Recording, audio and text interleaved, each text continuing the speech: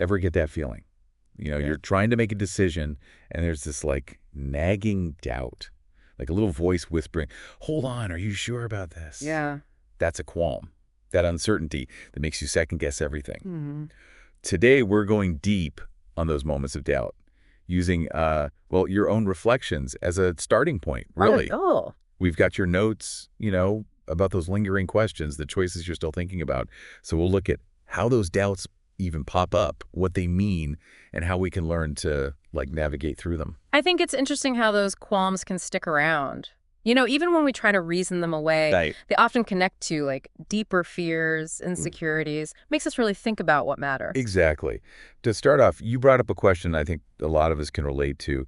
What's a decision you made that you still wonder if it was the right path? You mentioned starting a daily YouTube Word of the Day project. Oh, yeah. Tell me more about that. What about it still makes you think back? It's funny, that decision, it brings up these mixed feelings. On one side, there's that, feeling of accomplishment, committing to something creative, even if it, well, didn't blow up. Yeah. But then there's that question, what if I'd focused on something else, something maybe more outwardly successful? It's that pull between personal satisfaction and needing the outside world to validate it, right? Yeah, I definitely. think many people struggle with that. What did you want to achieve with that project I know. originally? It's like deep down, I wanted connection, recognition, to share something I thought was cool with more people. Mhm. But the process itself, the writing, exploring words, that brought a different kind of joy. Self-discovery, you could call it. That's interesting. So maybe the project was successful in ways you didn't initially see. That internal satisfaction, that's huge. It makes you wonder, what is success really? Is it the numbers, the views? Or is it those internal changes, the insights, the personal growth? Big questions, for sure. And it kind of ties into another one you asked. Mm-hmm. Have you ever ignored your gut feeling? What happened? You mentioned times you silenced that inner voice, mostly from fear of, well, embarrassment. Right. Fear's powerful. It pushes Yeah. us to avoid discomfort, even when something feels right instinctively. Looking back, how do you feel about those times you ignored your gut? Was Ah. there a pattern to the outcomes? Well, let me see. Yeah. Sometimes it worked out okay, sometimes not so much. Mixed bag, really. But it struck me that you didn't regret the times you did follow your intuition, even when things went sideways. You called those choices core memories. Like Hmm. they really impacted you. There's something to be said for embracing the unknown, even if it leads to unexpected places. For sure. Those experiences become part of our story, shaping who we are, how we see the world, even if they don't match our initial hopes. It's about choosing the adventure, even if you get a little lost along the way. Speaking of paths, let's switch gears to something we all go through. Evolving beliefs, Yeah. you asked. What's something you believed strongly about but later changed your mind on? You talked about how as a kid you were convinced you were a genius. Oh, yeah? What made you think that at such a young age? Well, I could count really high. That's pretty impressive for a kid. But as you got older, you hit some walls with math and computer science. Shook your confidence a bit. Yeah, it did. How did those experiences change your view of intelligence? I realized intelligence wasn't just one skill, like counting. Right. It was way more complex. Problem solving, adapting, learning from mistakes, all of that. It's humbling when you realize you don't have all the answers. And as we Right. learn and grow, the more we see how much we don't know. It makes you think about how we deal with those moments of doubt when we realize we're not all knowing. You asked, how do you handle doubt in your personal or professional life? You seem to have coping mechanisms like pushing through in your work life, almost waiting for that moment of clarity to hit once you reach a certain point. It's like I just keep going, hoping things will click into place eventually. It's a common strategy for sure. But how do you know when to keep pushing versus when it's time to rethink your direction?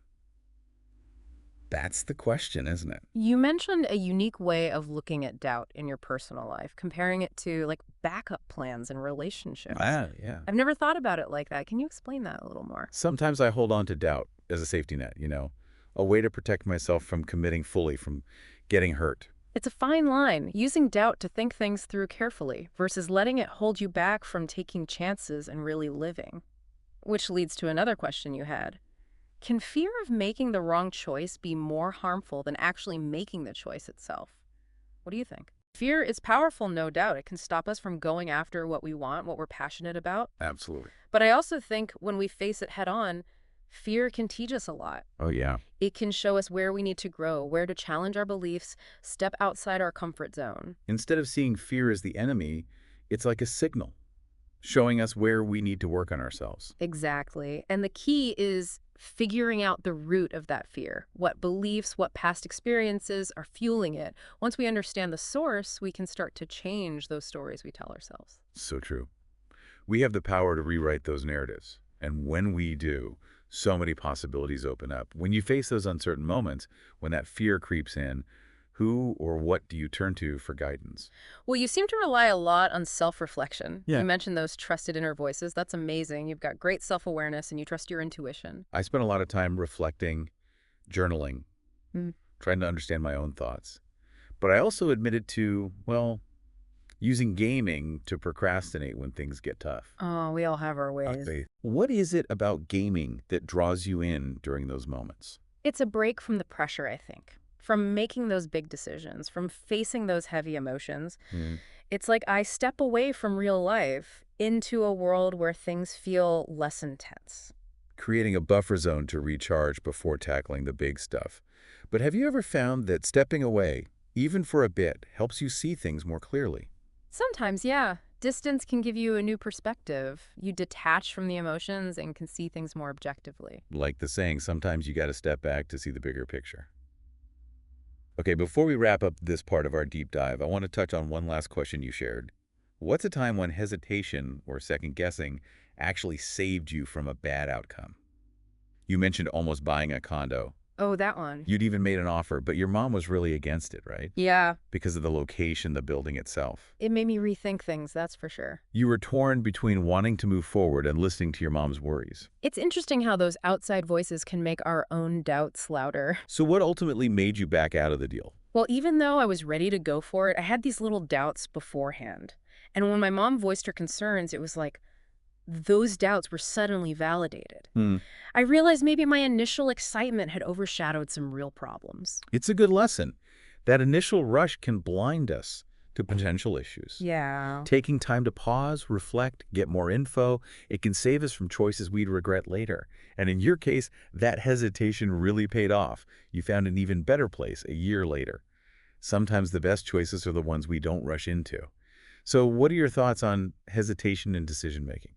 I think when we use it wisely, hesitation can be a really powerful tool. It lets us check in with ourselves, question things, make sure our choices match our values, our long-term goals. Like hitting pause before playing a major life change, making sure we're really ready for what's next. It's like a built-in safety check, right? To catch any problems before you jump in. And sometimes those problems are staring us right in the face, Mm. but we're so focused on the goal, we miss them completely. So how can we get better at noticing those signals?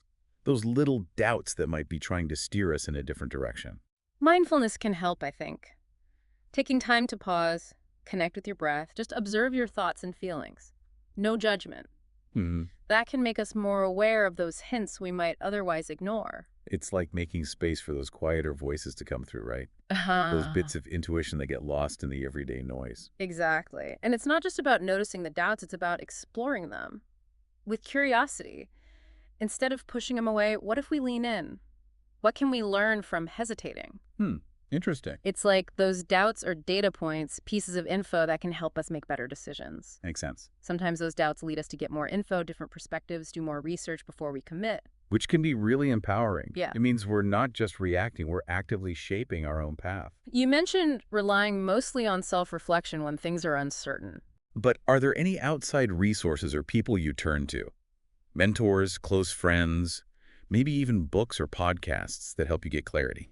Well, you seem to have a rich inner world, drawing wisdom from those internal conversations. Yeah. But you also recognize that outside views can be valuable. You talked about turning to certain authors, thinkers whose ideas resonate with you, people whose work helps you understand your own experiences. It's like having a conversation with those authors, their ideas right there with you. And you also talked about the role of close friendships, those people you can really confide in, who offer a different perspective. Sharing what we're unsure about, it's powerful. Definitely. Those real connections make us feel seen, heard, understood, even when we're struggling with tough emotions. It's like a support system, a group to help you through those rough patches of doubt and come out stronger. For sure. As we wrap up this deep dive into qualms, I want to go back to something we talked about earlier. The idea that uncertainty can be a chance to grow. Seems counterintuitive, but how can we see those doubts as something positive, like catalysts for change? It's a change in how we see things, right? Mm-hmm. Instead of doubts being obstacles, what if they're invitations to look inward, examine our beliefs, figure out what we truly value? Like those doubts are nudging us to be more aware, more intentional with our choices, more true to ourselves. Exactly. And that self-discovery process can be so rewarding. It can lead to new passions, new relationships, new ways of living that we might have missed if we hadn't listened to those doubts. It's like those doubts are little breadcrumbs leading us to a path that's just for us. Maybe winding, unpredictable, but more fulfilling because it's truly ours. And who knows, those breadcrumbs might lead you back to that Word of the Day YouTube channel. Maybe. This time, not for validation, but for the joy of sharing what you love with whoever wants to listen. Maybe that's the key, finding where passion and purpose meet. Doing what we love just because, without getting caught up in the results. It's about realizing the journey is the reward. The mistakes, the detours, the doubts, they all add to the richness of life. So to wrap up our exploration of qualms, any final thoughts for our listener? Embrace the uncertainty, welcome the doubts. See them not as roadblocks, but as signs, guiding you to a deeper understanding of yourself, to a life that's meaningful and true to who you are. Beautifully said. And remember, you're not alone in this. We all have those moments of doubt, those questions that keep us up at night. The key is to approach them with curiosity, kindness to yourself, and a willingness to learn and grow from them. And sometimes the bravest thing is just to stop, breathe, and ask, what is this doubt trying to tell me? What wisdom is it offering? How can I use this to build a life that truly reflects my values, my dreams? Because in those uncertain moments, there's a chance for real powerful change. Yeah. Yeah, it's like we're all on this big journey, and those uncertain moments, they're just part of the landscape. They Yeah. push us to look deeper, question what we think we know, and come out stronger in the end. It's a great way to think about it. Life as an adventure, Yeah. with all the unexpected turns and surprises, just like any seasoned adventurer. We got to have the right tools, the right attitude to face those uncharted territories. Absolutely. And maybe the most important tool is like self-compassion.